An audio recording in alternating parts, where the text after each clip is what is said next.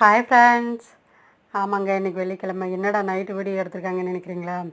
இந்த சைடு பூரா பார்த்தீங்களா, மேகம் இடி மின்னல் குமரிக்கிட்டு வருதுங்க. எந்நேரம் மழை வருதுன்னே தெரில. அதனால் சரி நம்ம நைட்டு டிஃபனை ரெடி பண்ணிக்கிறோம்னு சொல்லி ரெடி பண்ணிக்கிட்டு இருந்தேன். சரி மழை வர மாதிரி இருக்குல்ல அப்படின்னு சொல்லிட்டு வெளியே வந்து பார்த்துக்கிட்டேன்னா வீடியோ எடுக்கிற மாதிரி இருந்துச்சு. அழகாக இருந்துச்சு அந்த மேகமெல்லாம். சரி அப்படியே நம்ம ஒரு வீடியோ எடுத்துக்கிட்டு இருந்தோங்க. இன்றைக்கி எங்கள் ஊரில் வந்து கொலு வேறு வச்சுருக்காங்க. பையன் வந்து கொலு அதை பார்க்குறதுக்காக போயிட்டான். அங்கே போய் சாமி கும்பிட்டு பிரசாதம் இதெல்லாம் வாங்கிட்டு வருவோம்னு சொல்லிட்டு போயிட்டேன்.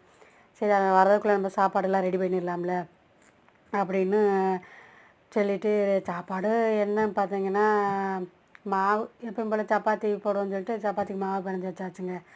மாவு பிணைஞ்சி வச்சுட்டு சப்பாத்திக்கு வந்து எப்போயும் முட்டை கிரேவி தான் வைக்கணுமா, வேறு ஏதாவது வைப்போமே நம்ம அப்படின்னு சொல்லிட்டு உருளைக்கிழங்கு இருந்துச்சு.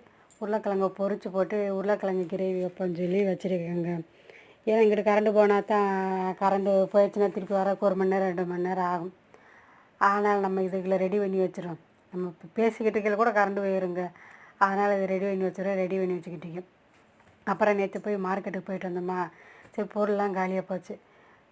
ஒரு அரை கிலோ பொருள் வாங்கிக்கிறோம் சொல்லி அரை கிலோ பொருள் வாங்கி டப்பாவில் போட்டு ரெடி பண்ணி வச்சுருக்கேங்க. பாய்.